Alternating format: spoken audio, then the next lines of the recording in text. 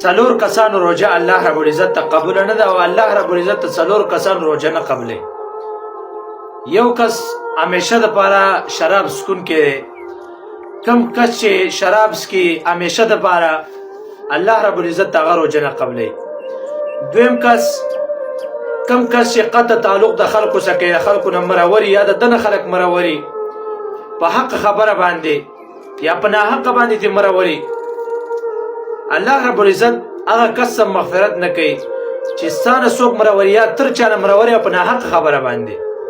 څه الله رب العزت ته لپاره خبره نه ده، دغه رنګه چې بل د خیر د لپاره خبره نه ده او اسې مرور دی، الله رب العزت داسې کس ته مغفرت نه کوي په دې روزه کې. دریم کس د هغه دی چې کوم بغض کوي، د خلکو سره بغض کوي، اسې الله رب العزت داسې کس ته مغفرت نه کوي. او څلورم کس کینهګر دی چې کوم کس کینه کوي الله رب العزت ته مغفرت نه کوي. نو دا څلور کسان داسې دي چې الله رب العزت دوی ته مغفرت نه کوي. نو روزه به هم نیسي، سخته به هم تېروي، بیا هم ته الله رب العزت مغفرت نه کوي.